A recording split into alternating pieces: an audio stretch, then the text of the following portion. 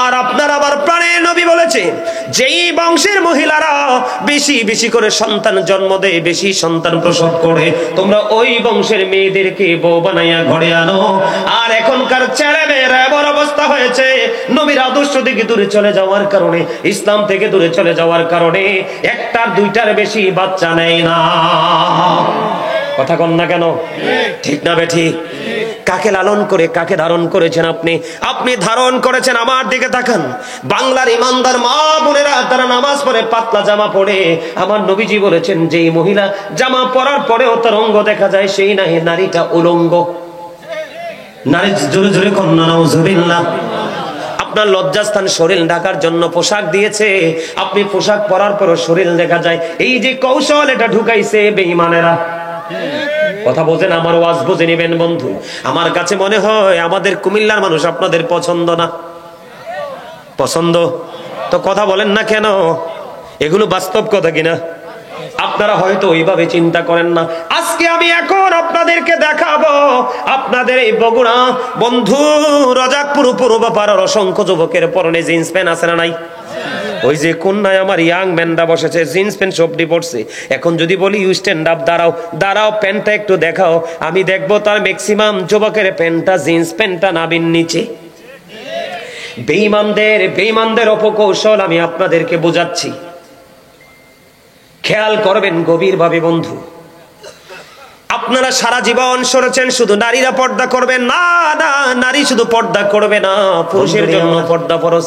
এর যুবকের দল, আমার দিকে তাকাও তোমরা। ও বগুড়া রজাকপুর পূর্বপাড়ার আমার ভাই, আমার বাবারা, মা মা গো, ও আমার বোনেরা, হৃদয়ের জানালা খুলে আজকে কদ্দুর শোনো, মনটা দিয়ে শোনো, একটুখানি ধৈর্য ধরো। জীবনে প্রতিটা মুহূর্ত তুমি দুনিয়ার জন্য কাটিয়ে দিয়েছ, আজকের কিছু সময় তুমি কি করো? এই পৃথিবীর জন্য, পৃথিবীর সব কিছুকে কুরবানি করে একটু সময় তুমি কুরবানি দাও, কারণ কিয়ামতের দিন তোমার জীবনের সময়ের হিসাব আল্লাহর দরবারে দিতে হবে।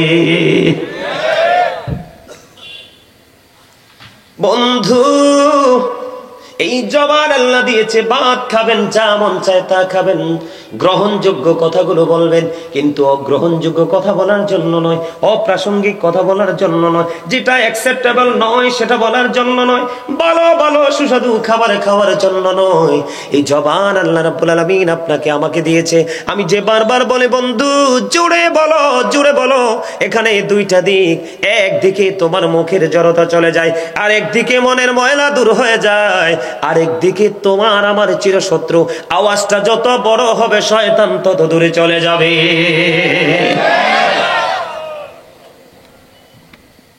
বলে হুজুর, শয়তান কাছে থাকলে সমস্যাটা কি? আল্লাহ রাব্বুল আলামিন পবিত্র কালামে হাকিম স্পষ্ট করে বলে দিয়েছে, ও বন্ধু, আপনার আমার প্রকাশ্য শত্রু হলো শয়তান। Satan is the eternal enemy of the believers. ইমানদারদের প্রকাশ্য শত্রু হলো শয়তান। তবে প্রকৃত মুমিন যারা, প্রকৃত ইমানদার যারা, তাদের সম্পর্কে আমার আল্লাহ ওয়াজ করেছে, ইন্না কাইদা শাইতানি কানা দাঈফা। আল্লাহ রাব্বুল আলামিন বলেছেন Satan deception is very weak। আল্লাহ রাব্বুল আলামিন বলেছেন 100% মুমিন যারা, তাদের জন্য শয়তানের কৌশল একেবারে দুর্বল। হাজার চেষ্টা করে আটকাতে পারে না। তার প্রমাণ হলো, এক্সাম্পল হলেন আপনারা। অনেক মানুষ আমি দেখেছি দোকানে, রাস্তায়, মার্কেটে দাঁড়িয়ে আছে, কিন্তু তারা জান্নাতের বাগানে আসতে পারলো না। আপনারা সব কিছুকে উপেক্ষা করেছেন, সবচেয়ে বড় দুশমন হলো শয়তান। শয়তানকে উপেক্ষা করে আপনারা জান্নাতের বাগানে প্রবেশ করেছেন। এটাই হলো বন্ধু জান্নাতি আর জাহান্নামের মধ্যে পার্থক্য। আমি আপনাদেরকে যেটা বলতে চেয়েছি, আওয়াজটা জোরে বলতে হবে বন্ধু। আল্লাহ রাব্বুল আলামিন আপনাকে আমাকে জবান দিয়েছে আল্লাহর জিকির করার জন্য।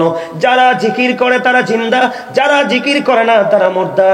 ও বন্ধু, আল্লাহ রাব্বুল আলামিন বলেছেন, remember me then I will remember you. Allah বলেছেন, remember me then I will remember you. তোমরা আমাকে স্মরণ করো, আমি তোমাদেরকে স্মরণ করব। ফাযকুরুনি আযকুরকুম। জোরে জোরে বলেন আল্লাহু আকবার। এখন বন্ধু, আল্লাহ রাব্বুল আলামিন বললেন আপনাকে স্মরণ হলো বাংলা শব্দ, এই আরবিতে বলা হয় এটাকে জিকির, আর ইংলিশে এটাকে বলা হয় রিমেম্বার। আল্লাহ রাব্বুল আলামিন বলেছেন, বন্ধু তোমরা আমাকে স্মরণ করো, আমি তোমাদেরকে স্মরণ করব।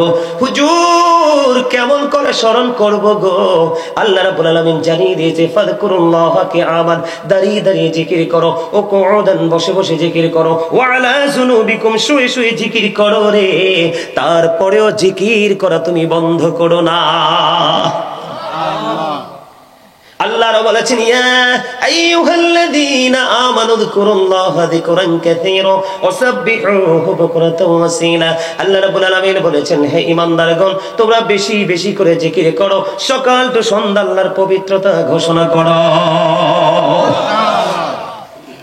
এখন আপনাদের কাছে আপনারা প্রশ্ন করতে পারেন, বলে হুজুর জিকির কাকে বলে, কোনটা জিকির? জিকির হলো বন্ধু সুবহানাল্লাহ বললেন এটাও জিকির, আলহামদুলিল্লাহ বললেন এটাও জিকির, আল্লাহু আকবার বললেন এটাও জিকির, লা ইলাহা ইল্লাল্লাহ বলেছেন এটাও জিকির, কাউকে সৎ কাজের জন্য ডেকেছেন এটাও জিকির, কাউকে অসৎ কাজ থেকে বারণ করেছেন ওটাও জিকির।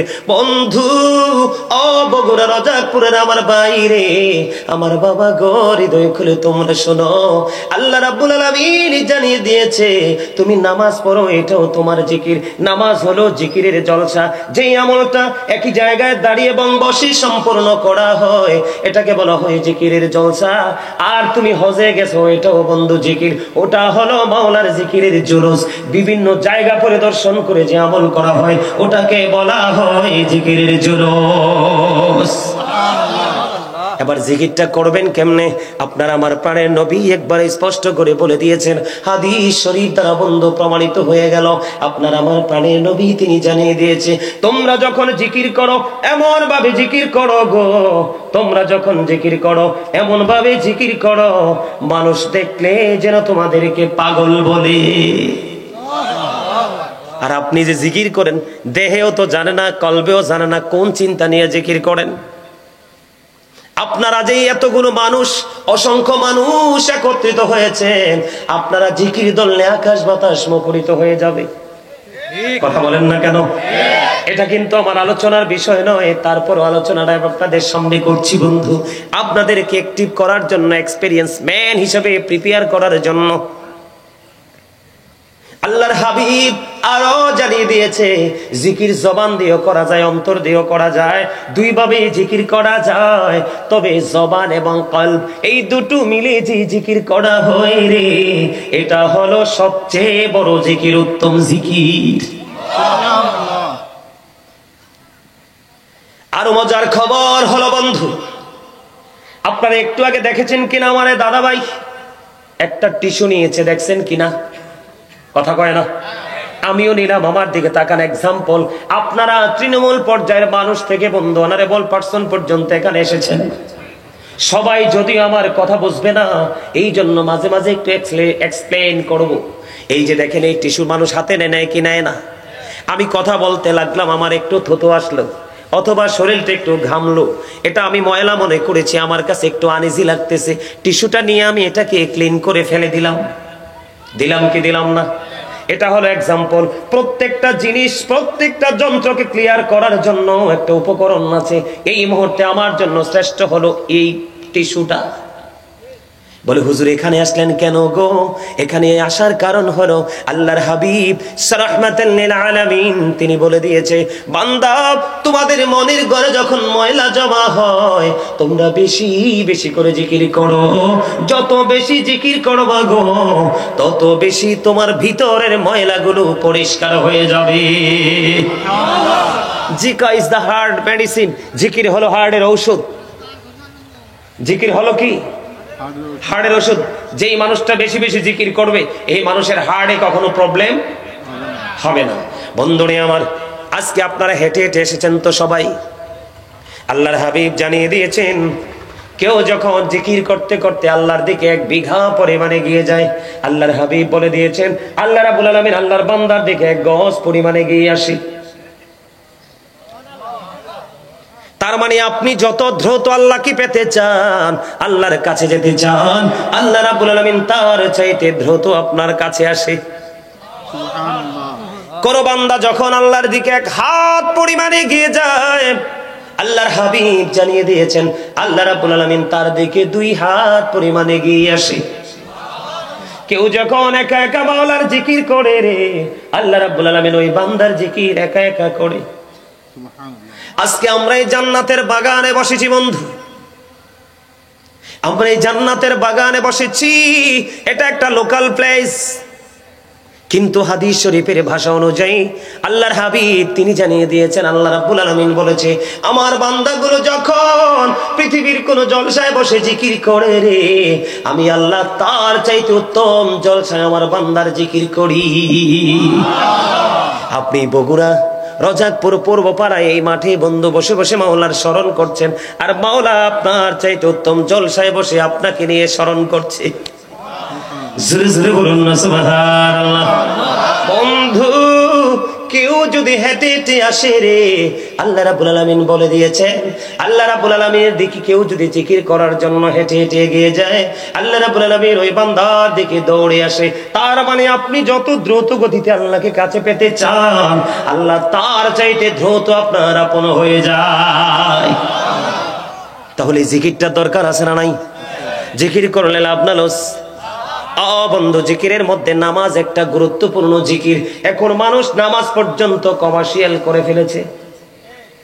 জুমার দিনে দেখবেন 2 রাকাত সালাম ফেরানোর পরে আর মুসল্লি নাই। সুন্নত কোথায় গেল? নফল কোথায় গেল? শুধু পরশ দিয়ে তুমি কোনোদিন আল্লাহর দিদার পাবা না। আল্লাহর হাবিব জানিয়ে দিয়েছে, ইচ্ছে করে কেউ যদি কোনো সুন্নাতকে ছেড়ে দাও, আল্লাহর হাবিব তোমাকে হাবিবের উম্মত বলে স্বীকার করবে না। আর তুমি নবীর উম্মতের স্বীকৃতি না পাইলে বন্ধু, তোমার জন্য হাসরটা সহজ হবে না। আমি একটা ছোট্ট করে একটা হাদিস শরীফ আপনাদেরকে শোনাই বন্ধু। এখন তো মোটামুটি শীত যখন চলতে চলতে চলতে চলতে একটা পর্যায়ে আসবে, তাল গাছ সুপারি গাছ কমন হলো, তাল গাছ সুপারি গাছ নারকেল গাছ ছাড়াও ম্যাক্সিমাম গাছের পাতা বন্ধু ঝরে পড়ে যায়। যায় কি যায় না? যায় কি যায় না? হাদিস শরীফের মধ্যে এসেছে বন্ধু, আল্লাহর হাবিব শীতের দিন একদিন বের হলেন। বের হওয়ার পরে তিনি দেখতে পাইলেন গাছের পাতাগুলো বিরামহীন ভাবে ঝরে ঝরে পড়ছে। 2টো ডাল আল্লাহর হাবিব শক্ত করে ধরলো। ধরার পরে আপনার আমার প্রাণের নবী একটা ডাক দিলেন আবু জরকে, এ আবু জর। আবু জর উত্তর দিলেন, লাব্বাইকা ইয়া রাসূলুল্লাহ, আমি হাজির। আপনার আমার প্রাণের নবী সঙ্গে সঙ্গে বলে দিল, রে আবু জর, তুমি চাইয়া দেখো শীতের কারণে শুষ্ক হয়ে গাছের পাতাগুলো কেমনি বিরামহীন ভাবে ঝরে ঝরে পড়ে। আল্লাহর কোন বান্দা নামাজ নামক জিকিরের মাধ্যমে যখন আল্লাহর কুদরতি কদমে সিজদাটা লাগায়া দেয়, আল্লাহ রাব্বুল আলামিন ওই শীতের দিনের গাছের পাতার মতো, ওই শীতের দিনের গাছের পাতার মতো ওই বান্দার আমলনামা থেকে জীবনের সবগুলো গুনাহ ঝরে পড়ে যায়। তাহলে জিকির করলে লাভ না লস? এই জিকিরের মধ্যে শ্রেষ্ঠ একটা জিকিরের দিন হলো বন্ধু জুমার দিন। কথা বলেন না কেন? শ্রেষ্ঠ একটা দিন হলো জুমার দিন। আমি যদি আপনাদেরকে বন্ধু ছোট্ট করে বলি, হাদিস শরীফের মধ্যে এসেছে, খেয়াল করবেন, জিকিরের মর্যাদা আমি বোঝাচ্ছি। আল্লাহর হাবিব সরকারে মদিনা তিনি বলে দিয়েছেন, আসসালাতুল খামস ওয়াল জুমআতু ইলাল জুমআ ওয়া রমাদানু ইলা রমাদান মুকাফফিরাতুল লিমা বাইনাহুন্না ইযা তুনিবাতিল কাবাইর। আল্লাহর হাবিব জানিয়ে দিয়েছেন, যেই ব্যক্তি 5 ওয়াক্ত নামাজ পড়বে, আমাদের মধ্যে যারা 5 ওয়াক্ত নামাজ পড়ে নামাজের ফাঁকে ফাঁকে গ্যাপ আসেনি? আছে। আল্লাহর হাবিব বলে দিয়েছেন, 5 ওয়াক্ত নামাজ যদি তুমি সঠিকভাবে পড়ো রে, তাহলে কি হবে? 5 ওয়াক্ত নামাজের মধ্যে যে গ্যাপ সময়টা আছে, এই গ্যাপ সময়ের গুনার কাফফারা হয়ে যাবে তোমার এই 5 ওয়াক্তের নামাজের কারণে। এরপরে বলা হয়েছে, আল জুমআতু ইলাল জুমআ, এক জুমা থেকে আরেক জুমা, দীর্ঘ একটি সপ্তাহের একটা গ্যাপ।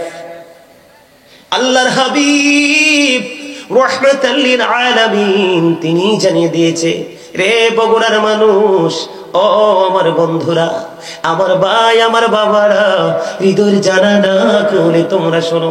আমার নবী বলে দিয়েছে, একটি জুমা থেকে আরেকটি জুমার মধ্যে 7 দিনের একটা গ্যাপ, একটা ডিস্টেন্স আছে।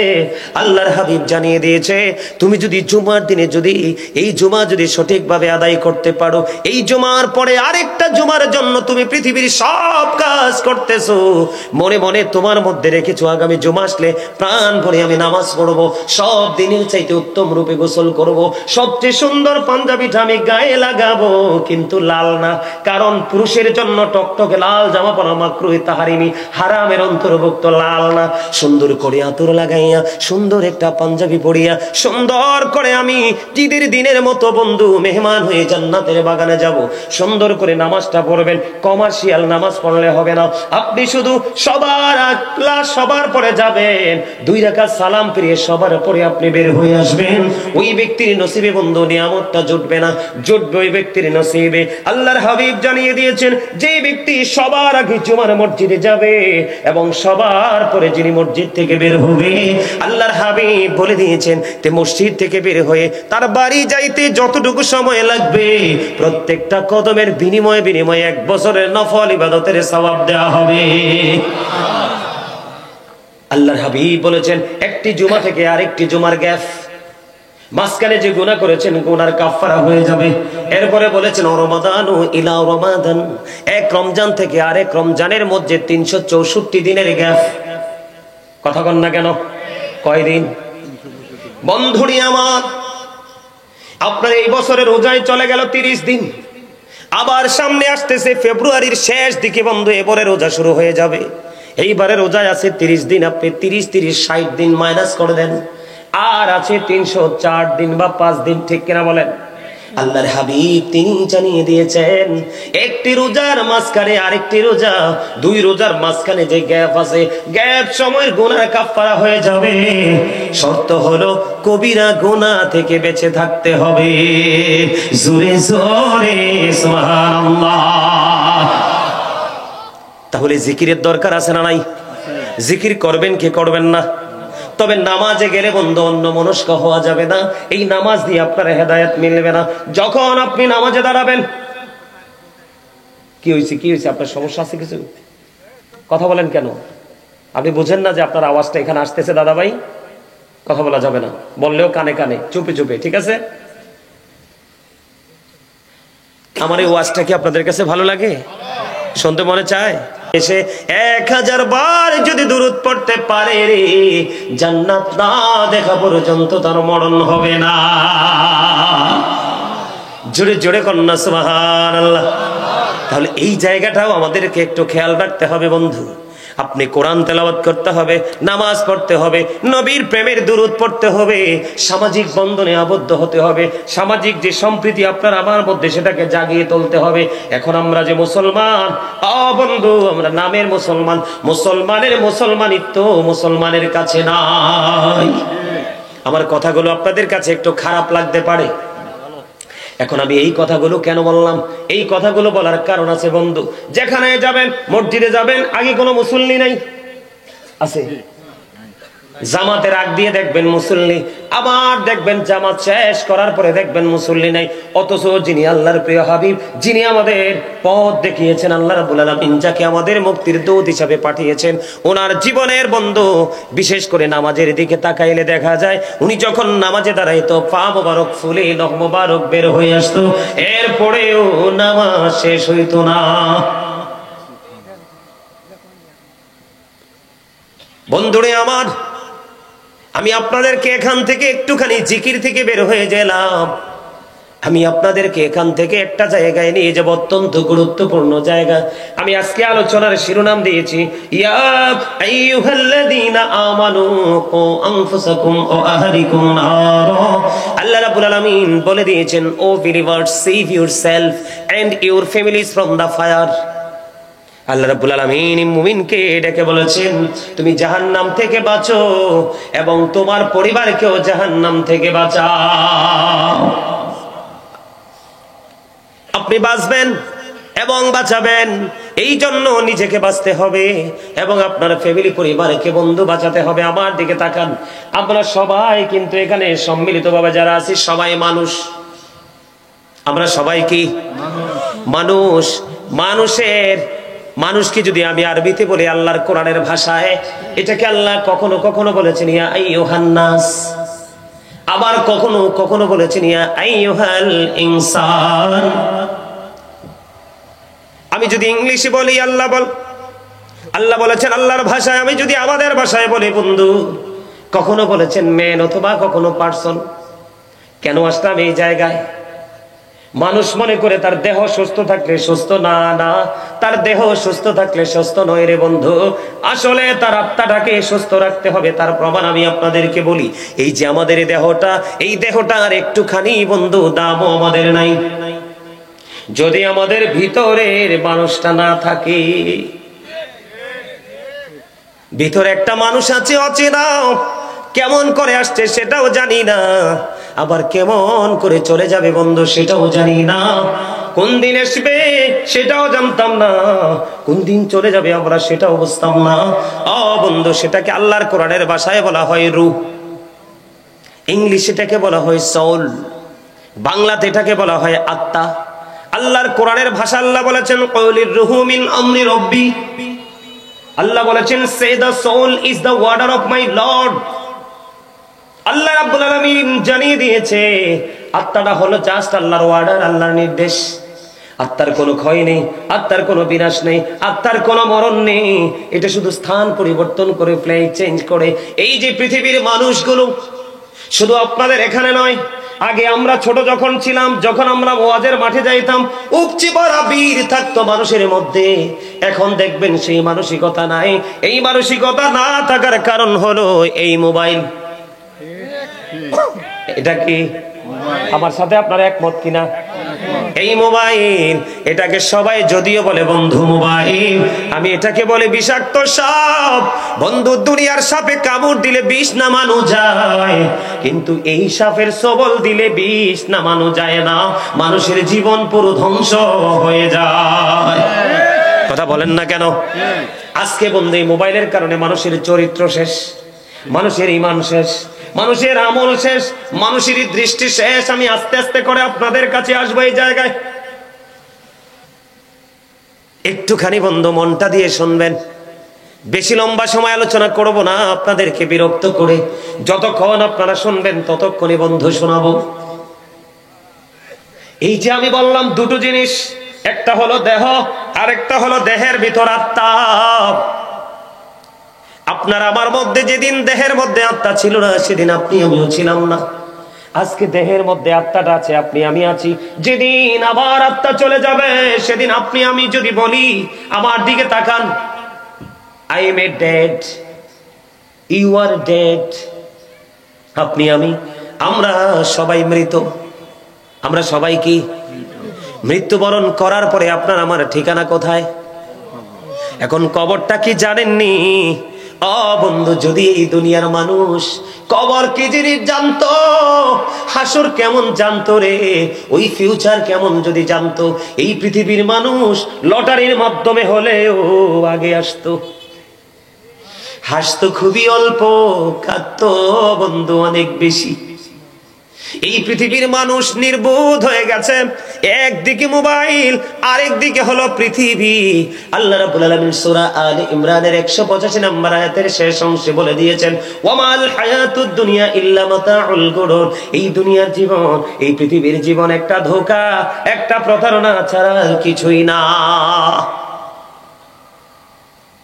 আপনার আমার ঠিকানা হবে কবর।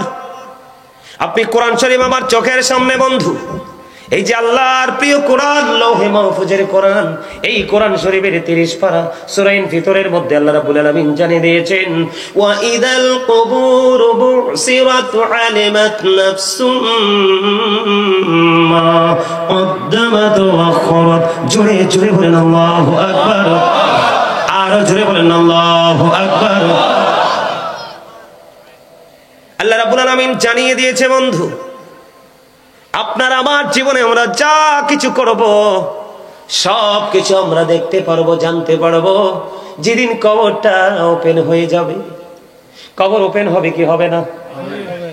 বন্ধু সূরা ইনফিতরের শুরুটা দেখেন, আল্লাহ বলেছেন ইদাস সামাউন ফাতারাত ওয়া ইদাল কাওয়াকিবুন তাতারাত ওয়া ইদাল বিহারু ফুজ্জিরাত ওয়া ইদাল কুবুরু বুসিরাত আলিমাত নাফসুম মা কদ্দামাত ওয়া আখখারাত। জুরি জুরি বলুন আল্লাহু আকবার। বন্ধু আকাশ যখন ভেঙে যাবে, তারকাগুলো বন্ধু বিক্ষিপ্ত হয়ে পড়বে, সমুদ্র উদ্বেলিত হয়ে যাবে, ওই সেদিনই কবরটা বন্ধু ওপেন করা হবে। যেদিন কবর ওপেন হয়ে যাবে গো, প্রত্যেকেই জানতে পারবে কে কি করেছে আর কি করেনি। তার মানে আপনার আমার জীবনে যা কিছু করেছি সব কিছু প্র্যাকটিক্যালি দেখতে পাবো, জানতে পারবো। সেদিন কাউকে বন্ধু দোষ দিতে পারবো না, কারণ দুই কাঁধে দুইটা ফেরেশতা আছে না নাই? কে রামান কাঁদিবি কাঁদি বসিয়া,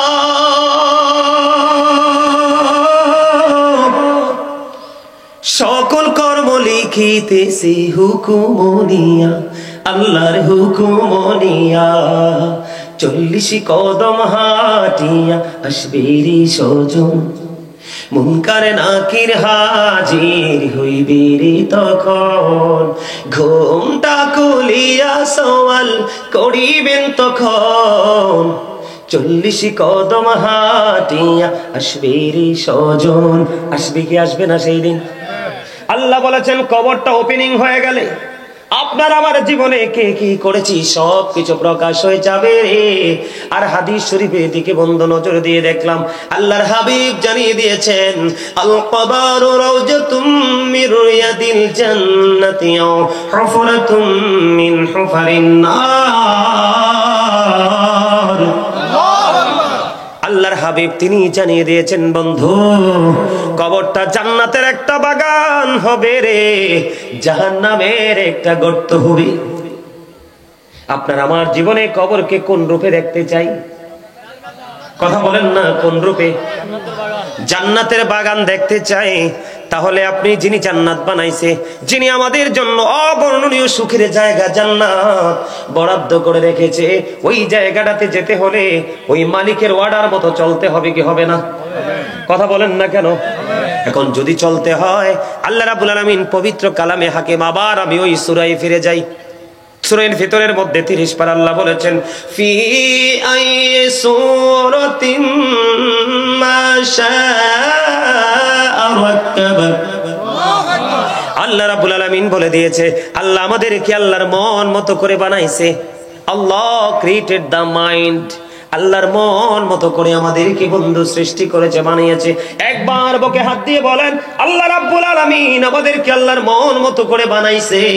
আমরা কি আল্লাহর মন মতো করে চলেছি কিনা? মন মতো পথে চলি নাই। কেমনে চলি নাই আমি সেটা আপনাদের সামনে আরেকটু পরে বন্ধু ব্যাখ্যা করব।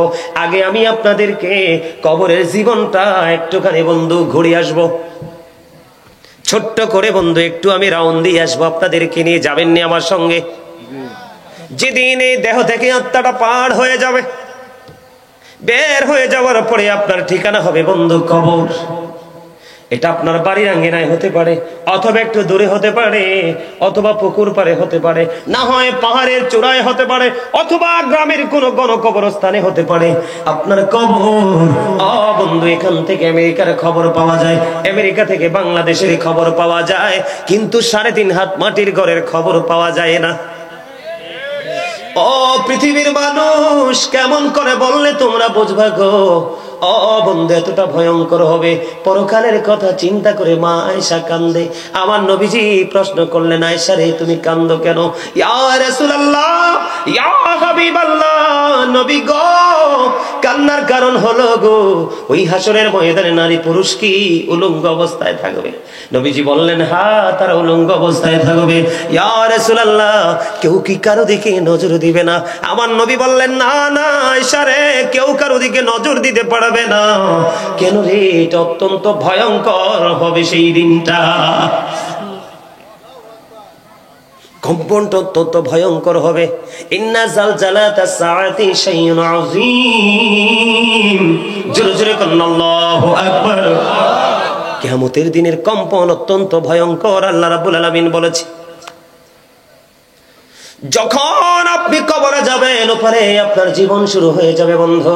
আল্লাহ রাব্বুল আলামিন বলেছে, বান্দা সাবধান হয়ে এসো, ইন্না বাতশা রাব্বিকা লাশাদীদ। আল্লাহ বলেছেন, the seizing of Allah is difficult. আল্লাহর ধরা, আল্লাহর পাকড়া বড় কঠিন, আল্লাহর ধরা বড় শক্ত ধরা। হুজুর, আল্লাহ কি শুধু ধরে ক্ষান্ত হয়ে যাবে? না না, আল্লাহ রাব্বুল আলামিন বলেছেন, ইন্নাল্লাহা সারিউল হিসাব, Allah is quick to take account. আল্লাহ হিসাব গ্রহণে অত্যন্ত তৎপর। আমার কথাগুলো আপনারা খেয়াল করেননি? আমার কথাগুলো কি আপনাদের কাছে খারাপ লাগে নাকি ভালো লাগে? ও বন্ধু, আল্লাহ বলেছে আল্লাহর বান্দাকে শক্ত করে ধরবে, ধরাটা খুবই কঠিন হবে, হিসাবটাও নিবে চুকিয়ে চুকিয়ে। ও বন্ধু, সেদিন যদি তুমি বিপদে পড়ে যাও, এখন এই যুগের মানুষ আমি দেখতে পাই রে, ম্যাক্সিমাম মানুষ বন্ধু বিপদে পড়ে আছে। ম্যাক্সিমাম মানুষ, যদিও তারা এটা বুঝতে পারে না, পৃথিবীর কিছু সময় তারা মনে করতেছে খুবই সুখে আছে, তারা খুবই দুঃখের মধ্যে আছে রে।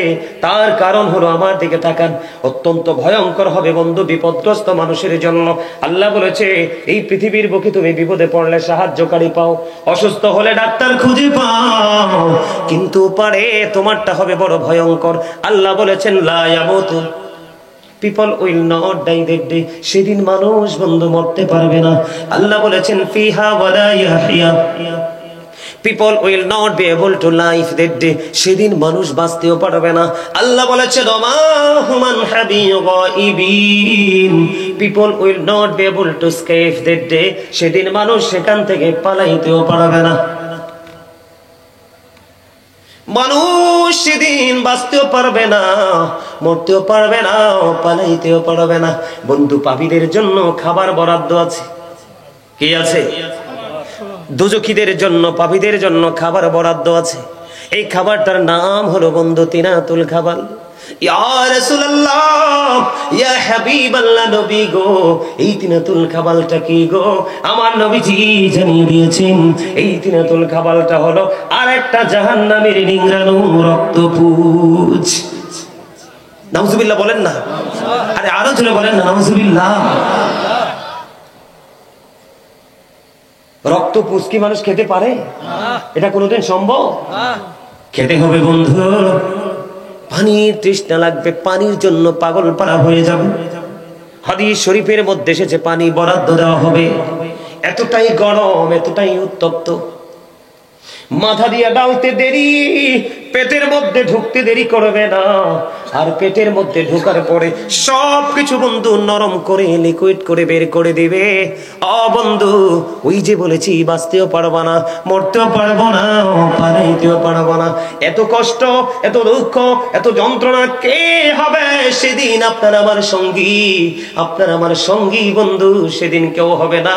আমরা না মেনেছি বন্ধু আল্লাহর হুকুম, না ধারণ করেছি, না লালন করেছি আল্লাহর হাবিবের আদর্শ, আমরা নবীকে দেখতে পাইনি।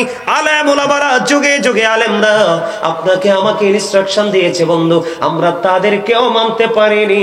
বরং এখন আলেমরা সত্য কথা বললে মসজিদের মিম্বার থেকে নামাই দেয়। আছে না নাই? এই ইদানিং বন্ধু অনেক খতিব সাহেবের চাকরি চলে গেছে হক কথা বলার কারণে। এটা হলো বন্ধু দুনিয়ার মানুষের জন্য বড় অভিশাপ। আপনাদেরকে আমি যদি বন্ধু আরেকটু বলি বিপজ্জনক কথা, জাহান্নামীদেরকে আল্লাহ রাব্বুল আলামিন একবারে কম আযাব যদি বলে, আগুনের এক জোড়া জুতা বন্ধু বানিয়ে দেওয়া হবে, পরিয়ে দেওয়া হবে। এক জোড়া আগুনের জুতা পরিয়ে দেওয়া হবে। মাথার মগজটা গোস্তের পাতিলের চাইতে ভয়ঙ্কর রূপে উতরাইতে থাকবে। কে হবে সেদিন তোমার বন্ধু? কে করবে সেদিন তোমার সুপারিশ? কোরআন শরীফের 19 পারা সূরা শুআরা 88-89 নাম্বার আয়াত খুলে দেখেন, আল্লাহ রাব্বুল আলামিন বলে দিয়েছেন, ইয়াউমা লা ইয়ানফাউ মালু ওয়ালা বানুন ইল্লা মান আতাল্লাহা বিকলবিন সালিম। বন্ধু, উপরে আপনার ধন সম্পদ সন্তান সন্ততি কোনো কাজে আসবে না, তবে যিনি সুস্থ অন্তর নিয়ে যাবে সে ব্যতীত। সুবহানাল্লাহ বলেন না? যিনি সুস্থ হয়ে যাবে, কি হয়ে যাবে? কি হয়ে যাবে? সুস্থতা নিয়ে, সুস্থতা মানে হলো ঈমান আমল। আপনারা বলেন আজকের এই কিছু সময় 11টা বাজে মাত্র, মোবাইল নিয়ে যখন মানুষ বসে, রাত শেষ হয়ে যায় বন্ধু, ঘুম আসে না। মসজিদে গেলে দেখবেন, মাহফিলে গেলে দেখবেন, কোরআনের জলসায় গেলে, মাহফিল হলে, কোরআন তেলাওয়াতের সময় হলে দেখবেন অনেক মসজিদে রমজান মাসে লম্বা কেরাত পড়তে পারে না, পারে না, বিরক্ত লাগে। কিন্তু গান, বাদ্যযন্ত্র, নৃত্য যখন হয় তখন কোনো বিরক্তি আসে না। এটাই হলো আমাদের জন্য কিয়ামতের আলামত। সহ্য করবেন কেমন করে? আল্লাহর হাবিব জানিয়ে দিয়েছেন, জাহান্নামের আগুনটাকে 1000 বছর তাপ দেওয়া হয়েছে, রং হয়ে গেল আগুনের লাল। আল্লাহ কই এই আগুনে হবে না, আরো 1000 বছর তাপ দিল, রং হয়ে গেল সাদা। আরো 1000 বছর তাপ দেওয়া হয়েছে, আগুনের রং হয়ে গেল বন্ধু কালো। এক এক করে 3000 বছর আগুনটাকে উত্তপ্ত করে ওই পাপী মানুষের জন্য বরাদ্দ করে রেখেছে। ওই কঠিন বেড়াজাল থেকে মানুষ বাঁচতেও পারবে না, মরতেও পারবে না, পালাইতেও বন্ধু পারবে না। কি হবে সেদিন? কি করবে মানুষ সেদিন? মানুষের উপায় কি রে? মানুষ কোনো উপায় খুঁজে পাবে না বন্ধু। এই জন্য আমি আপনাদেরকে একটুখানি বলেছি, আল্লাহ ধরবে খুবই শক্তভাবে, হিসাব নেবে শক্তভাবে। বিপদে যদি পড়ে যাও, বাঁচতেও পারবে না, মরতেও পারবে না, পালাইতেও পারবে না। যদি তুমি নেককার হতে চাও, মুমিন হতে চাও, তাহলে তোমাকে ধারণ করতে হবে রাসূলের আদর্শ। কথা বলেন না কেন? রাসূলের আদর্শ ধারণ করতে হবে কি হবে না? রাসূলের কথা মানলে লাভ না লস? নবীজির কথা সত্য না মিথ্যা? 100% না 50%? 100% সত্য যদি মনে করেন, তাহলে আমি আপনাদেরকে বলবো, আজকের শুধু নয়, যখন যে জায়গায় মাহফিল হবে, উলামায়ে কেরামদের জবান থেকে পবিত্র কথা শুনবেন, একটু একটু করে জীবনের মধ্যে পরিবর্তন আনবেন। আপনি রাত এবং দিন যেই কোনো সময় আপনি আমল করেন, যেই কোনো সময় পৃথিবীর কাজ নিয়ে আপনি ব্যস্ত থাকেন, কিন্তু বন্ধু এই দুনিয়ার বুকে আপনি একটুখানি করে করে আমল করতে হবে, না হয় আপনার কবর থেকে পুরো জীবনটা বিপন্ন হয়ে যাবে। আমি কেন বলি আপনাদেরকে নবীজির জীবন, নবীর আদর্শকে লালন করতে হবে বন্ধু? আপনি আমি কোরআন বুঝেছি নবীজির মাধ্যমে, হাদিস বুঝেছি নবীজির মাধ্যমে, জীবনকে কিভাবে গঠন করতে হবে সেটাও আমরা শিখেছি আপনার আমার প্রাণের নবীজির মাধ্যমে। ঠিক কিনা বলেন? আর জোরে। ডক্টর আহমদ পেয়ারা বাগদাদি পীর সাহেব কেবলা, যিনি বসরা ইউনিভার্সিটির লেকচারার ছিলেন, উনি বলে দিয়েছেন বন্ধু, of all the great religious personalities of all prophet, Muhammad রাসূলুল্লাহ সাল্লাল্লাহু আলাইহি সাল্লাম ওয়াজ দ্য মোস্ট সাকসেসফুল। জোরে জোরে বলেন সুবহানাল্লাহ। ডক্টর আহমদ পেয়ারা বাগদাদি তিনি বলে দিয়েছেন, পৃথিবীর বুকে যত নবী রাসূল এসেছে, সকল নবী রাসূলের মধ্যে আপনার আমার প্রাণের নবী, ইমামতি থেকে রাজনীতি, রাজনীতি থেকে ইমামতি পর্যন্ত প্রত্যেকটা জায়গায় বন্ধু তিনি সফল ছিলেন। আমেরিকার গবেষক মাইকেল এইচ হার্ট তিনি 100 জন প্রভাবশালীর তালিকা করলেন। তিনি বলেছেন, the 100 A ranking of the most influential person in the history. 100 জন প্রভাবশালীর তালিকা করেছেন। এখানে ইনফ্লুয়েন্সাল দ্বারা আপনার আমার প্রাণের নবীকে শ্রেষ্ঠ সত্যবাদী হিসাবে, সবচেয়ে পাওয়ারফুল হিসাবে তিনি আখ্যায়িত করেছেন। জোরে জোরে কন্যা সুবহানাল্লাহ। আজকে যদি আমি আপনাদেরকে বলি, একটু আগে বলেছে, আপনারা শুনেছেন কিনা জানি না, আপনি দেখবেন হিন্দুরা যখন ওদের কোন ধর্মীয় অনুষ্ঠান সাজায়, একটা হিন্দুও করে থাকে না। ওমা কথা কয় না। আপনারা কি অন্য কোন দেশের মানুষটা? বাংলাদেশে হিন্দুরা, আপনাদের এলাকায় হিন্দুরা পূজা করেনি? দেখবেন ছোট বড় মাঝারি। খ্রিস্টানরা যখন তাদের খ্রিস্ট ধর্ম পালন করে, যথাযথভাবে করে। একমাত্র মুসলমান একটা জাতি, তারা তাদের ধর্মীয় সংস্কৃতি থেকে জোরে চলে গেছে। আমার কথা বুঝেন না আপনারা? আমার আগে কে জানি একটা বক্তব্য, ওই যে আমার দাদা ভাই আমার আগে বক্তব্য দিয়েছে, তিনি বলে দিয়েছে, একটা মুসলমান কান্ট্রিতে বন্ধু সুপ্রিম কোর্টের একজন আইনজীবীকে হিন্দুরা জবাই করে ফেলে, এটা কি কখনোই বন্ধু মেনে নেওয়া যায়? আরে কথা বলেন, মেনে নেওয়া যায়? কোন মুসলমান মানতে পারে? সুপ্রিম কোর্টের একজন আইনজীবীকে আজকে হিন্দু জবাই করে ফেলেছে বন্ধু। আজকে যদি একটা হিন্দুকে বন্ধু, ওই যে চিন্ময় চন্দ্র দাস, ওকে পুলিশ শুধু গ্রেফতার করেছে, কালকে ওরা হুমকি দিয়েছে 3 কোটি হিন্দু নাকি মাঠে নেমে যাবে। এত পাওয়ার, এত ক্ষমতা দাদা আসে কোত্থেকে?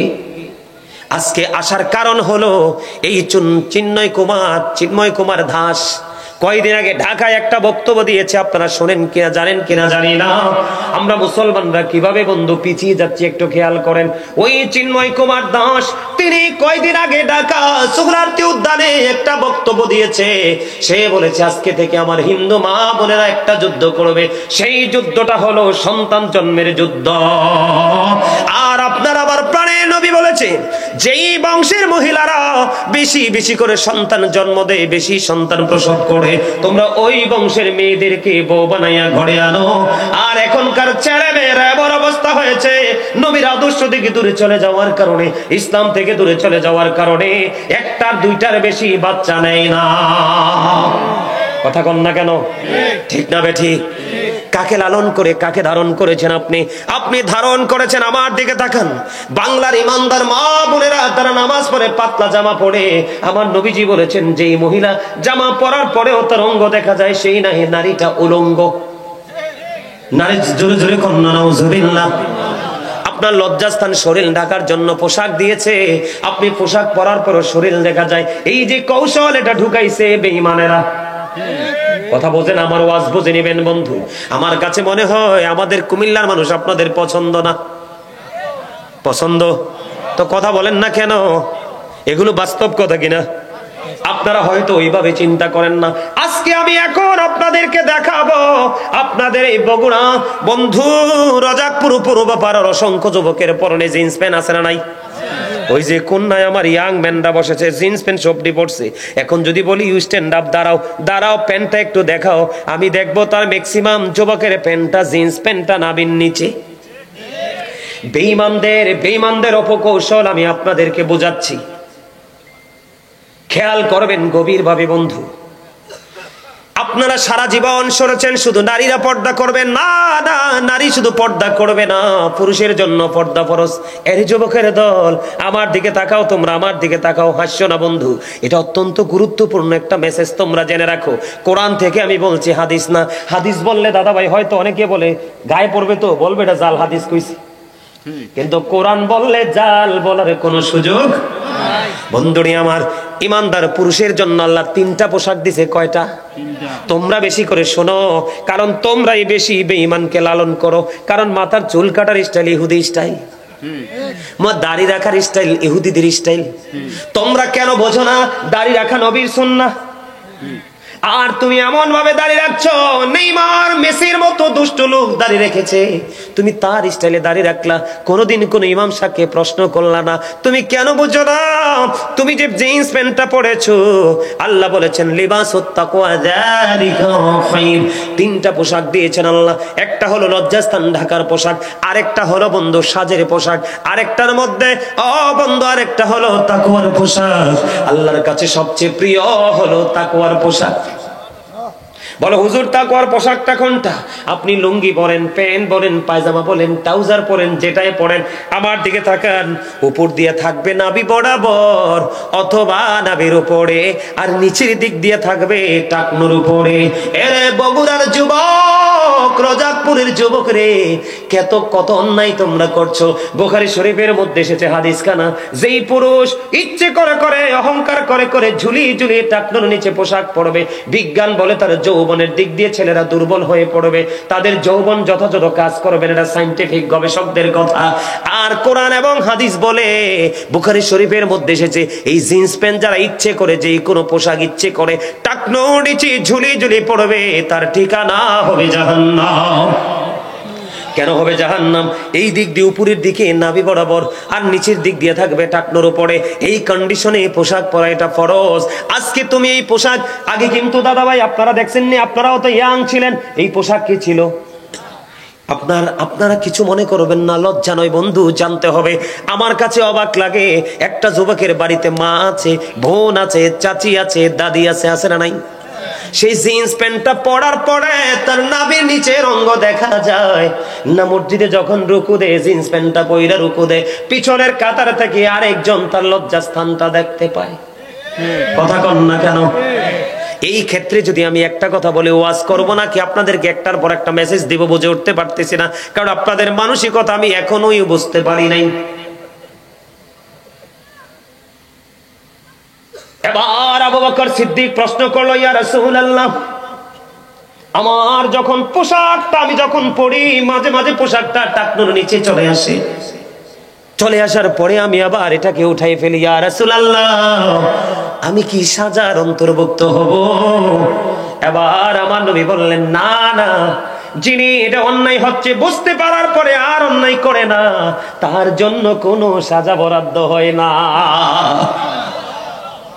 এটার প্রমাণ হলো বন্ধু, আল্লাহ বলেছেন আল্লাযীনা আমানু, যারা ঈমান এনেছে, ওয়া কানু ইয়াত্তাকুন, এবং তাকওয়া অবলম্বন করেছে, লাহুমুল বুশরা, তাদের জন্য সুসংবাদ, ফিল হায়াতিদ দুনিয়া, দুনিয়ার জীবনে, ও ফিল আখিরা, এবং পরকালের জীবনে। এ বগুড়ার আমার বাপ, আমার বোনেরা, আপনাদের কি বলছি গো, আপনার ছেলে যখন বড় হয় সে কি করে আপনাকে নজর রাখতে হবে। বাবা গো, ছেলেটা বড় হয়ে গেছে, মেয়েটা বড় হয়ে গেছে, কি করে আপনাকে একটু নজর রাখতে হবে। ছেলেদেরটা থাকার কথা উপরে, এটা চলে গেছে নিচে, মেয়েদেরটা থাকার কথা নিচে, এটা উঠে গেছে উপরে। এটা হলো বেঈমান কাফেরদের একটা অপকৌশল। জোরে জোরে বলেন না নাউজুবিল্লাহ। আজকে থেকেই প্যান এইভাবে পড়বেন নি, লুঙ্গি পড়বেন নি, এটা টোটালি নিষেধ, শরীয়ত সম্মত নয় বন্ধু। এবার আসেন, আমরা ব্রাশ করি এখন, টুথব্রাশ, ঠিক কিনা বলেন? আপনি কি জানেন এই ব্রাশের খবর? আল্লাহর হাবিব আমাদেরকে বলেছে মেসওয়াক করতে, আমরা করি ব্রাশ। হুজুর এই ব্রাশটা আবিষ্কার হলো কোত্থেকে? বাংলার আনাচে কানাচে আগের যুগের মানুষ, এখন অনেক আলেম দেখা যায়, অনেক মানুষ দেখা যায়, যাই থাক বা না থাক মেসওয়াকটা খুঁটে থাকে, আছে না নাই? কিন্তু বন্ধুরে আমার, মেসওয়াক ইউজ করা নবীর সুন্নাত। নবীজি বলে দিয়েছে, নবীজি বলেছে আমার উম্মতের জন্য কষ্ট হবে, যদি কষ্ট না হইতো রে আমি বলতাম প্রত্যেক নামাজের আগে যেন সে মেসওয়াক করে, কারণ সুস্থ থাকার জন্য মেসওয়াকেরও গুরুত্বপূর্ণ ভূমিকা আছে। কিন্তু আপনারা আমার জীবনে দেখা যায় বন্ধু, আমরা ব্রাশ নিয়ে পড়ে আছি, এটা বেঈমান কাফেরদের একটা অপকৌশল। এই ব্রাশ আবিষ্কার করেছে সর্বপ্রথম বেঈমান কাফেররা বন্ধু।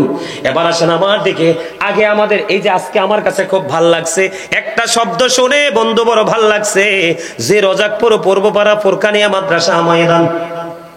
এখন দেখবেন ফোরকানিয়া মাদ্রাসা শব্দটা সহজে মিলে না, পাওয়া যায় না।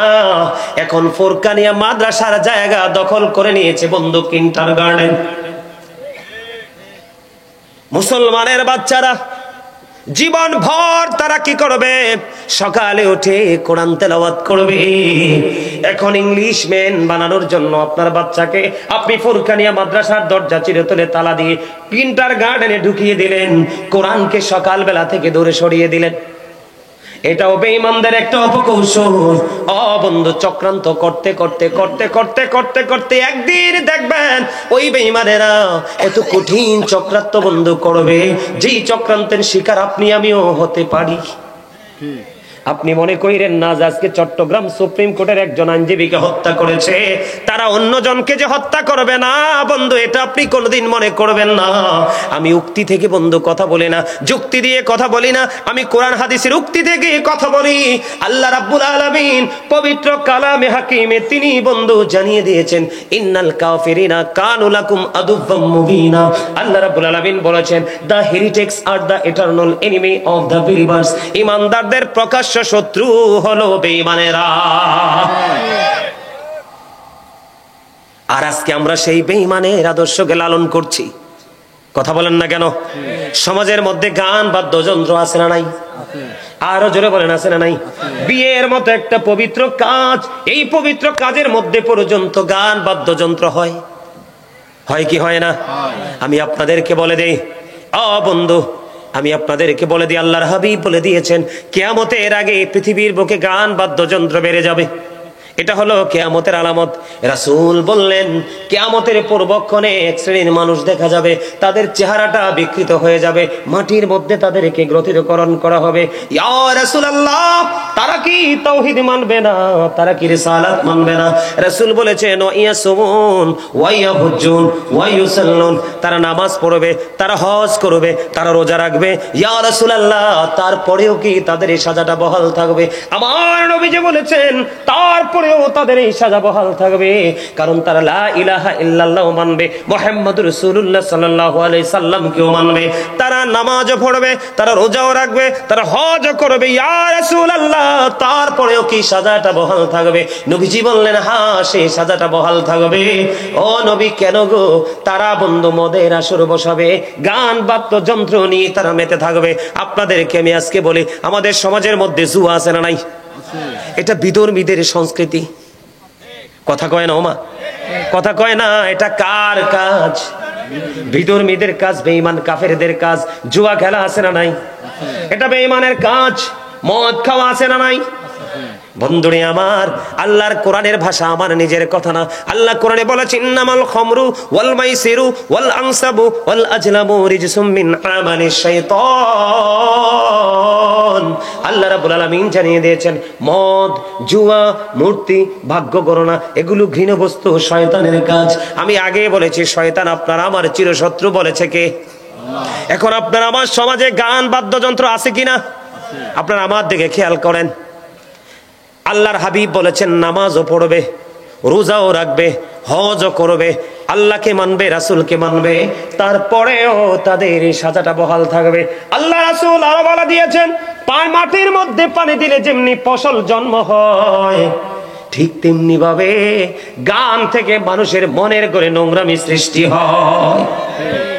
নাউজুবিল্লাহ বলেন না? বন্ধুরে আমার, গানের আসরে যাওয়া পাপ, কান লাগাইয়া গান শোনা ফাসিকি। আর গান শোনার পরে যদি বলে কই হি ভেরি ফ্যান্টাস্টিক, তখন যদি বন্ধু হয়ে যাবে এটা কুফরি। গানের আসরে যায়, মনে রাখবেন, গান বাদ্যযন্ত্র মিউজিকের আসরে যায় পাপীরা, কান লাগাইয়া গান শুনে ফাসিকরা।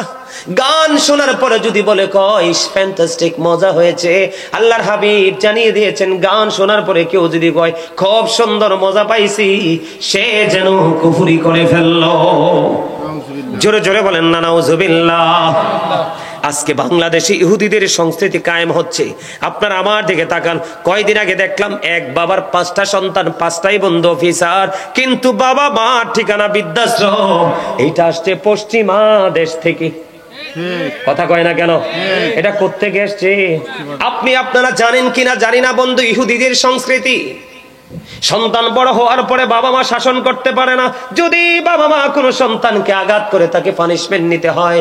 অথচ বন্ধু, গবেষক কোরআন হাদিস বলতেছে paradise of the child under the feet of the mother, মায়ের পায়ের নিচেই সন্তানের জান্নাত। আর আমরা সন্তান হিসেবে আমাদের মান্য করা হলো we should Obi our parents. আমাদের প্রত্যেকের উচিত হলো পিতামাতাকে মান্য করা, ঠিক কিনা বলেন? আর পিতামাতার দায়িত্ব হলো every parent should take care their children very carefully. প্রত্যেকটা পিতামাতার উচিত সন্তানের দায়িত্ব যত্ন সহকারে পালন করা। আজকে পশ্চিমা সংস্কৃতির মধ্যে বাবা মা তার দায়িত্ব পালন করবে সন্তানের, এটা নাই, কেড়ে নিয়েছে। সন্তান বাবা মাকে আদর করে বুকে জড়িয়ে রাখবে, বন্ধু, সেটাও তারা কেড়ে নিয়েছে শুধুমাত্র পৃথিবীর একটু লালসা দিয়ে। জোরে জোরে কন্যা নাউজুবিল্লাহ। আমার কথাগুলো আপনারা বুঝতেছেন নি? বন্ধু, এই যে বললাম গান বাদ্যযন্ত্র, মদ খাওয়া, হযরতে ইমাম আযম আবু হানিফা রাহমাতুল্লাহি আলাইহি তিনি বলেছেন তোমরা যদি কোনো মানুষকে দেখো মদ পান করতে, তোমরা তাকে 80টা ডোরা মারো। কেন গো? কারণ হলো মদ পান করার পরে তার মস্তিষ্কটা কি হয়ে যায়? বিকৃত হয়ে যায়, সেন্সলেস হয়ে যায়, বিবেক কাজ করে না। তখনই সে সামাজিক অনৈতিক কাজে লিপ্ত হয়।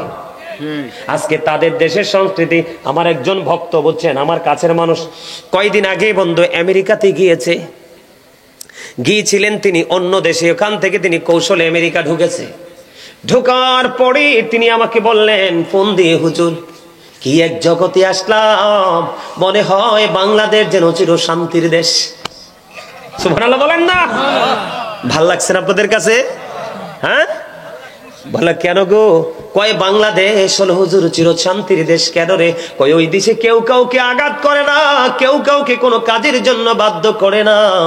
এই দেশে যত কাজই করেন হালাল কাজ অবশ্যই আছে, সবাই যে হারাম করে তা না, তবে ম্যাক্সিমাম মানুষই তার ভালো কাজের পাশাপাশি মদটাও বিক্রি করা লাগে। নাউজুবিল্লাহ বলেন না। এটা হলো বন্ধু বেঈমান কাফেরদের অপকৌশল। আজকে বন্ধু আমার দিকে তাকান, মদ খাওয়া থেকে, জুয়া খেলা থেকে, এরপরে দেখেন আমাদের দেশের ছেলেরা যে মাথার চুল কাটে, এটা পুরোটাই বন্ধু শরীয়ত বিরোধী, ইসলাম বিরোধী। নাউজুবিল্লাহ বলবেন না। আজকে তারা চতুর্দিক দিয়ে আমাদেরকে গ্রাস করে আসছে বন্ধু। করতে করতে করতে করতে আজকে শুনতে পাইলাম চট্টগ্রামে আমাদের একজন লয়ার, একজন ব্যারিস্টার, তাকে বন্ধু তারা হত্যা করে ফেলেছে। আপনি দেখেন মুসলিম কান্ট্রিতে থেকে কত বড় দূরদর্শিতা তাদের, কত বড় পাওয়ার। এই জন্য বলেছি বন্ধু, আপনি ইসলামের রঙে রঙিন হন। এই শক্তি হলো বড় শক্তি, কারণ ইসলাম হলো আল্লাহর মনোনীত ধর্ম। আল্লাহ বলেছেন ইন্নাদ-দীনা ইনদাল্লাহিল ইসলাম।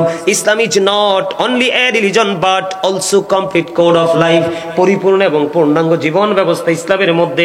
এটার মধ্যে যদি সঠিকভাবে আসতে পারে তাহলে কেউ কখনোই আপনার আমার ক্ষতি করতে পারবে না। কথা বলেন না, ঠিক না বে ঠিক? মানুষ কোন দিক দিয়ে সুস্থ আছে? আছে সুস্থ? কোন দিক দিয়ে সুস্থ নাই। আপনার আমার দেশে সুদ চলে কি চলে না? আপনাদের এই বগুড়াতে সুদ চলে কি চলে না? তো সুদ খাওয়ার পরে আপনি নিজেকে মুসলমান দাবি করতে পারেননি, আল্লাহর বান্দা দাবি করতে পারেন? সুদ কি হারাম না হালাল? এই কথা কইলে তো মসজিদের মিম্বর থেকে নামাই দিব। কব হুজুর দেশে আপনার বাধ্যতামূলক, এই বাংলার জমিনে আপনার টাকা আপনি চাইলে যে কোনো ভাবে আপনি ইনভেস্ট করতে পারেন, কিন্তু ওই দেশে চাইলেও ইনভেস্ট করা যায় না।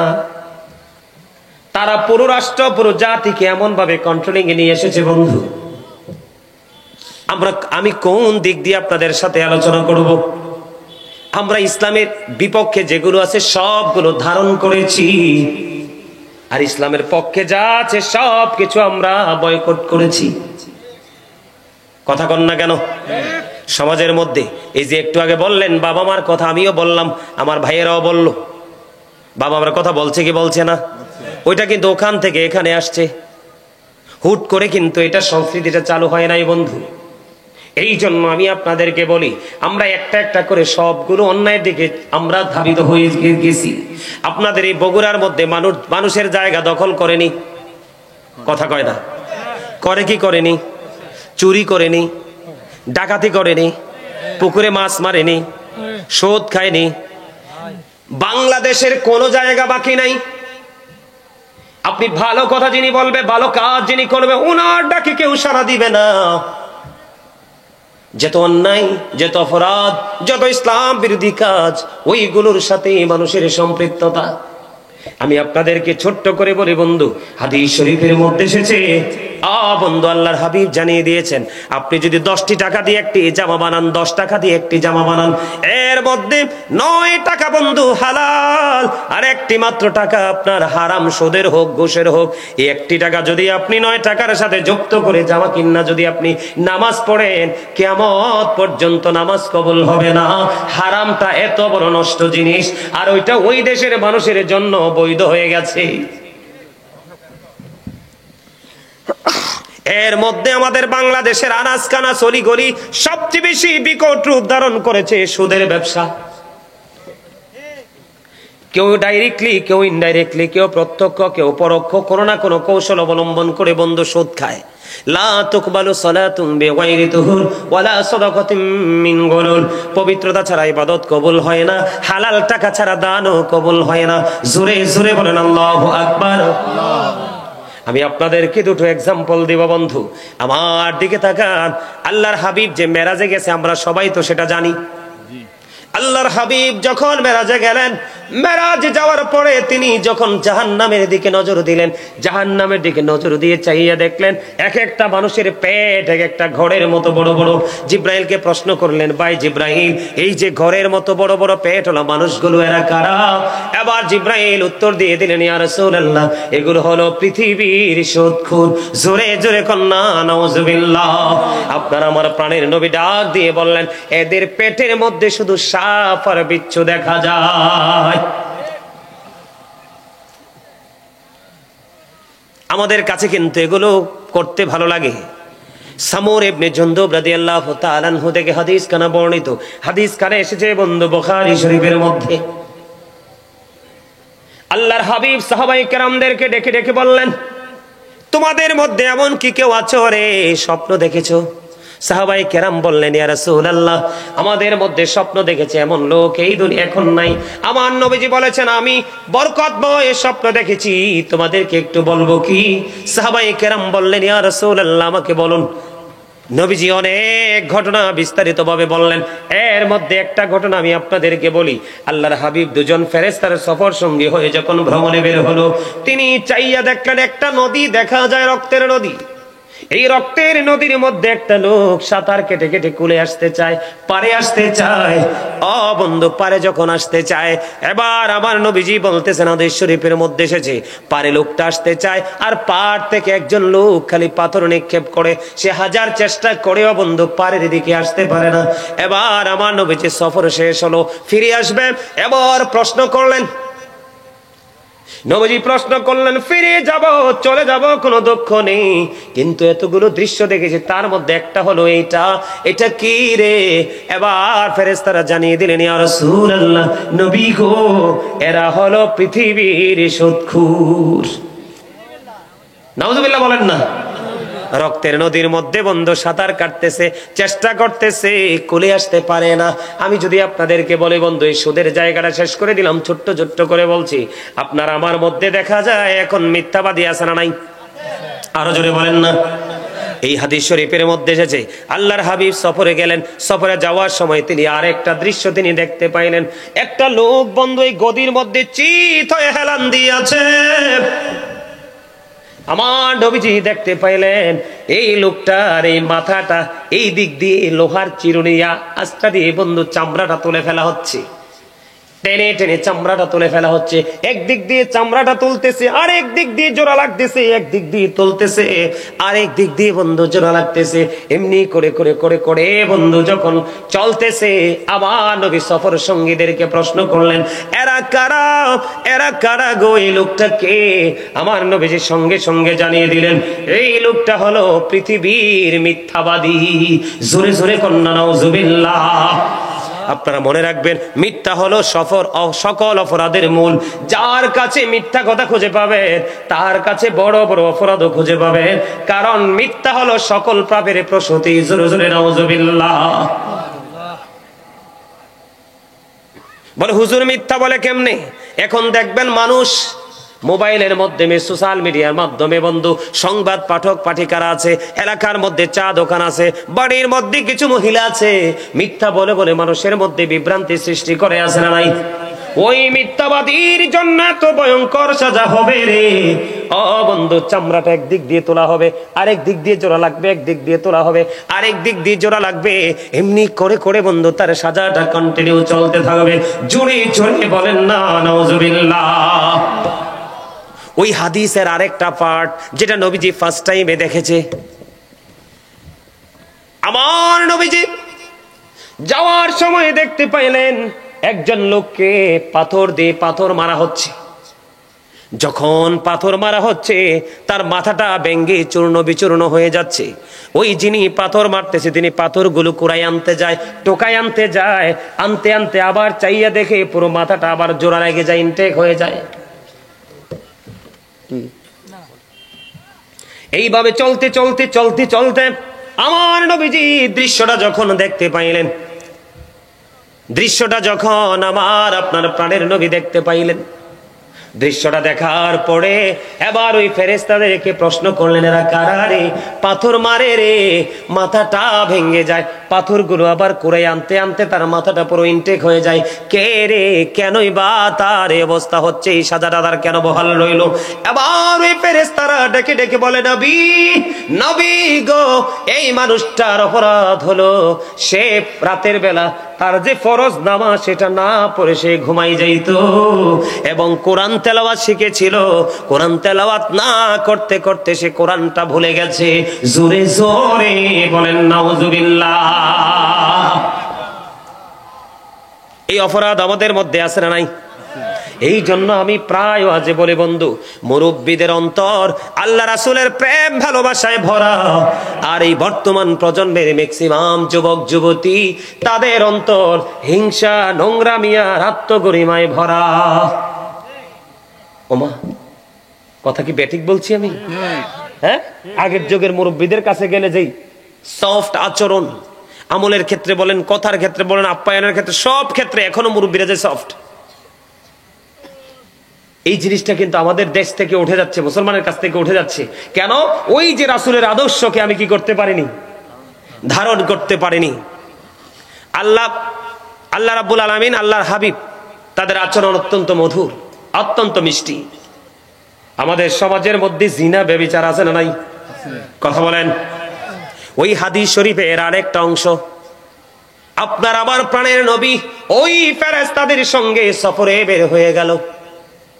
সফরে যখন বের হয়ে গেল, সফরে বের হয়ে যাওয়ার পরে নবীজি ওই হাদিস শরীফের আরেকটা অংশ, বন্ধু, নবীজি দেখতে পাইলেন আগুনের একটা চুলা দেখা যায়। আগুনের এই চুলাটার মধ্যে, বন্ধু, উলঙ্গ নারী পুরুষ দেখা যায়। আমার নবীজি বললেন, এই উলঙ্গ নারী পুরুষগুলো এরা কারা রে? এবার আমার নবীকে ফেরেশতারা জানিয়ে দিলেন, ইয়া রাসূলুল্লাহ, ইয়া হাবিবাল্লাহ, নবী নবী গো, এই যে উলঙ্গ নারী পুরুষগুলো এরা হলো পৃথিবীর জিনা এবং ব্যভিচারের কারণে ওয়ালা। জোরে জোরে বলেন নাউজুবিল্লাহ। অপরাধগুলো আমাদের মধ্যে আছে না নাই?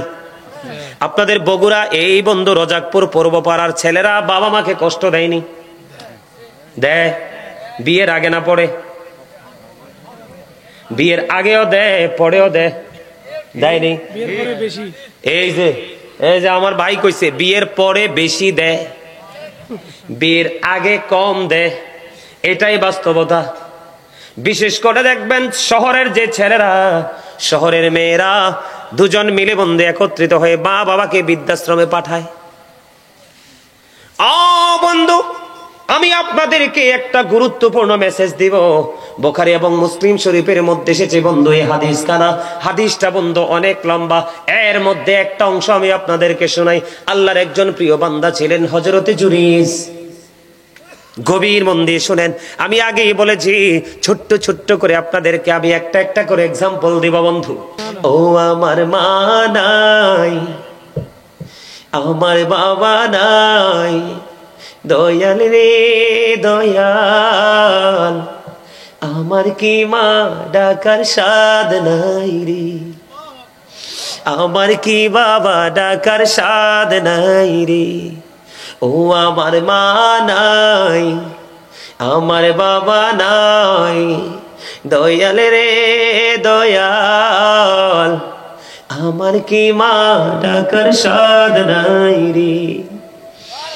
ঘরে যাইয়া সবাই দেখে মা জননীর মুখ, বাবা যখন মাথায় হাত দে ভুলে যাই সব দুঃখ। আমার মা নাই, আমার বাবা নাই, দয়াল রে দয়াল, আমার কি মা ডাকার সাদ নাই রে। শয়নে স্বপনে শয়নে স্বপনে শুধু মা তোমার কথা মনে হয়, কতদিন দেখি না তোমায়, ভুলে কি গেছো আমায়, ভুলে কি গেছো আমায়।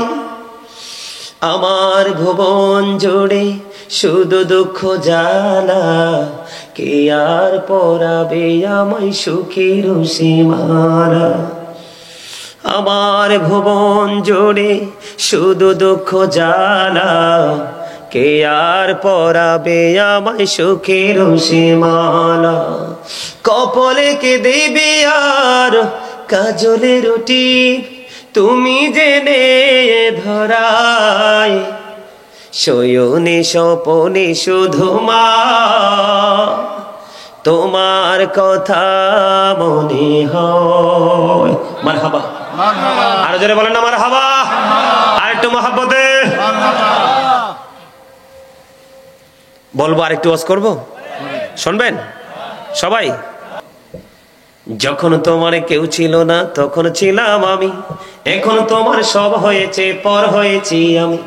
যখন তোমার কেউ রবে না রব শুধু আমি, আমার কাছে আসতে হবে মনে রেখো তুমি। তোরা চাসনি কিছু, তোরা চাসনি কিছু কারো কাছে খোদার বদদ ছাড়া, অন্যের ওপর ভরসা ছেড়ে নিজের পায়ে দাঁড়া। বুঝেন নাই কথা, ব্যাখ্যা করতে গেলে অনেক সময় লাগবে। আবার আমি বন্ধু যেই যে সমস্যাগুলো একবারে প্র্যাকটিক্যালি আপনাদেরকে একটু একটু করে ধরে ধরতে চাই। আপনারা সারা জীবন বন্ধু বাবা মা নিয়ে আলোচনা শোনেন, আজকে একটুখানি আমি আলোচনা করব, বেশি না। আল্লাহর প্রিয় বান্দা হযরত জুরিস এত বেশি আল্লাহওয়ালা, আল্লাহর পাগল ছিল। সে মানুষের সাথে সম্মিলিত হয়ে ইবাদত করত না, নির্জনে চলে গেল আল্লাহর গোলামি করার জন্য। বন্ধু তিনি মাটি দিয়ে একটা হুজরা বানাইলেন, লোকালয় থেকে অনেক দূরে চলে গেল। হাদিস শরীফের মধ্যে এসেছে, লোকালয় থেকে অনেক দূরে গিয়ে বন্ধু মাটির একটা হুজরা বানাইলো। ওই হুজরার মধ্যে বসে বসে সে নামাজ পড়ে। একদিন হযরত জুরিস নামাজরত অবস্থায়, এমন সময় তিনি নামাজের নিয়ত করে ফেললেন, নামাজ শুরু করে দিলেন। ঠিক এই মুহূর্তে হুজরার বাইরে গিয়ে মা ডাকে, বাবা জুরিস তুমি কোথায় গো? আমি মা এসেছি তোমার সাথে একটুখানি দেখা করব। জুরিস মনে মনে চিন্তা করে, মনিব আমি তো নামাজ দাঁড়িয়ে গেছি, নামাজ অলরেডি শুরু করে দিয়েছি, আমি কি নামাজ চালিয়ে যাব নাকি আমার মার সাথে আমি দেখা করব? খেয়াল করবেন তিনি শেষ পর্যন্ত মায়ের সাথে দেখা করলেন না, তিনি নামাজ বন্ধ শেষ করলেন। নামাজ শেষ করার পরে বাইরে এসে চাইয়ে দেখে মা নাই, মা চলে গেছে। আজকের দিন চলে গেল, দ্বিতীয় দিন আবার বন্ধ শুরু হলো। দ্বিতীয় দিনে আবার বন্ধু মা আসলো। এই দিনও বন্ধু জুরিস নামাজরত অবস্থায়, আজকেও জুরিস নামাজরত অবস্থায়। মায়ের ওজন বোঝানোর জন্য বলছি, জুরিস যখন নামাজরত অবস্থায় মা বাহির থেকে ডাকে, বাবা বাবা গো তোমাকে আমি মা ডাকছি, আমার ডাকে সাড়া দাও। আজকেও জুরিস নামাজরত অবস্থায় ডেকে ডেকে বলে, মালিক আমি আজকেও তো নামাজরত অবস্থায়, আমি কি শুধু নামাজ চালিয়ে যাব নাকি মা ডাকে সাড়া দিব? হযরত জুরিস তিনি মায়ের ডাকে সাড়া দিলেন না, না দিয়ে তিনি নামাজ চালিয়ে গেলেন। নামাজ শেষ করার পরে বাইরে এসে দেখে মা নাই। এক এক করে বন্ধু 2 দিন চলে গেল। তৃতীয় দিন আবার মা ওই জুরিজির হুজরার কাছে এসে ডাকে, বাবা জুরিস তুমি কোথায় গো? আমি মা এসেছি, আমার ডাকে সাড়া দাও। কিন্তু আজকেও তো জুরিস নামাজরত অবস্থায়। ডেকে ডেকে বলে, বাবা বাবা গো মা এসেছি, কিন্তু জুরিস তো নামাজরত অবস্থায়। আজকেও জুরিস মায়ের সাথে দেখা দিল না। 1 দিন 2 দিন 3 দিন চলে গেল বন্ধু। তৃতীয় দিন যখন ছেলেটা মাকে দেখতে পাইল, মা যখন ছেলেকে দেখতে পাইল না, ডাকলো ডাকে সাড়া পাইল না। 1 2 3 দিন ডাকার পরে তৃতীয় দিন যাওয়ার সময় বলে, আল্লাহ আমি একে একে 3 দিন করে ছেলেটার সাথে দেখা করতে আসলাম, 3 দিন পার হয়ে গেল, ছেলেটা দেখা দিল না। তাকে বেশ্যা মহিলার মুখ না দেখাইয়া তুমি মরণ দিও না। জোরে জোরে বলেন না নাউজুবিল্লাহ।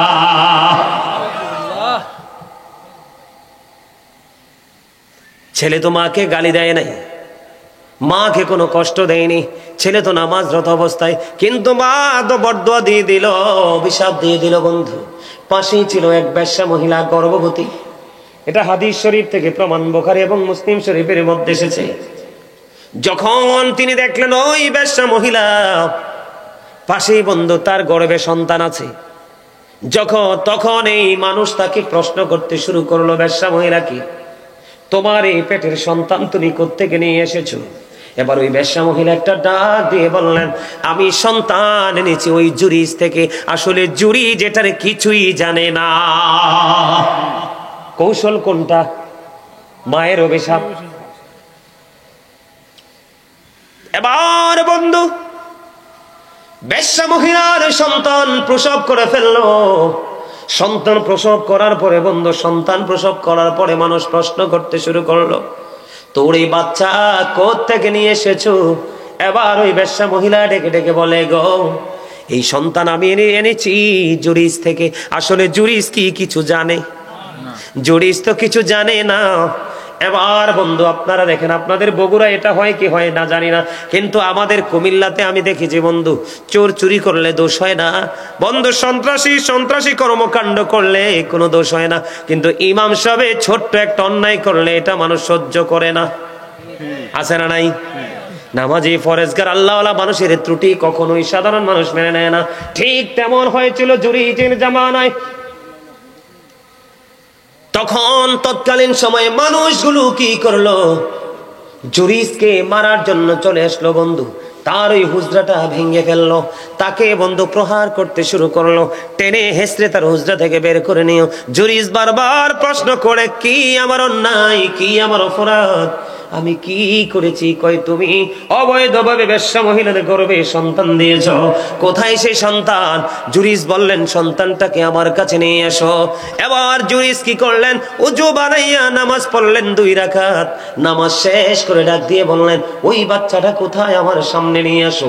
বাচ্চাটাকে যখন সামনে নিয়ে আসা হলো, ওই বাচ্চাটার পেটটার উপর হযরত জুরিজের হাতটা, পবিত্র হাতটা রেখে রাখার পর একটা ডাক দিয়ে বললেন, বাবু তুমি বলে দাও তোমার বাবাকে। এবার এই ছোট্ট মাসুম বাচ্চার জবান খুলে গেল। ওই ছোট্ট মাসুম বাচ্চা বন্ধু জবান খুলে ইশারা করে আঙ্গুল দিয়ে দেখিয়ে দিল, ওই রাখাল আমার বাবা। আওয়াজ তোলে বলেন না আল্লাহু আকবার। আমি আপনাদেরকে বুঝাইতে চেয়েছি এই জিনিসটা, যেই বাচ্চা মাসুম বাচ্চা, মাত্র নবজাত শিশু দুনিয়ার বুকে এসেছে, ওই বাচ্চার পেটের উপর হাত দিয়ে প্রশ্ন করার পরে যদি ছোট্ট ছেলের জবান খুলে যায়, আল্লাহ যদি ওই হাতের বরকতে ছোট্ট ছেলের জবান খুলে দেয়, তাহলে জুরিজের মর্যাদা আছে না নাই? পাওয়ার আছে না নাই? নামাজরত অবস্থায় তার দাম আছে না নাই? কিন্তু তারপরেও মা যখন দরখাস্ত করে দিল আল্লাহর কাছে, নেগেটিভ দরখাস্ত, আমার এই সন্তান এক এক করে 3 দিন পর্যন্ত আসলাম দেখার জন্য, আমার এই সন্তান আমাকে দেখা দিল না রে। তাকে বেশ্যা মহিলার মুখ না দেখাইয়া মরণ দিও না। আপনি দেখেন বেশ্যা মহিলার সাথে তার কলঙ্ক জড়িয়ে গেছে। এতে বোঝা যায়, ও বগুড়া রজাকপুর পূর্ব পাড়ার মানুষ, এতে বোঝা যায় রে মায়ের মর্যাদা বন্ধু অসম্ভব। ঠিক কিনা বলে? এটা কল্পনা করা যায় না। ও বন্ধু, মায়ের মর্যাদা, বাবার মর্যাদার সীমানা কত দূর, এটা অস্বীকার করা যায় না। মায়ের চেহারার দিকে একটা বার তুমি নজর দিবে, একটা হজের সওয়াব।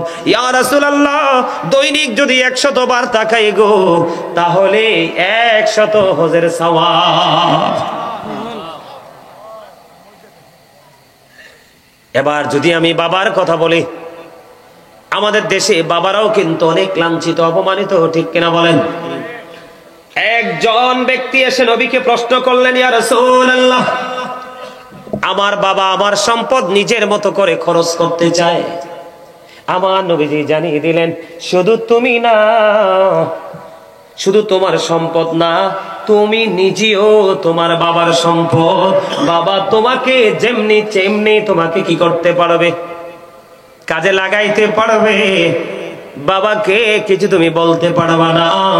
যে সন্তানটা বাবার অবাধ্য হয়ে যায়, এটা আল্লাহর অবাধ্য হয়ে যায়। মা বাবার অবাধ্য সন্তান কখনোই দুনিয়ার বুকে আর মুখ দেখে না, এবং হাসরে প্রশ্নই আসে না। এই সমস্যা আমাদের দেশে আছে না নাই? সম্মানিত উপস্থিতি, আমি আপনাদেরকে বিনীতভাবে অনুরোধ করব, আমি অনেকগুলো কথা বলেছি, এই কথা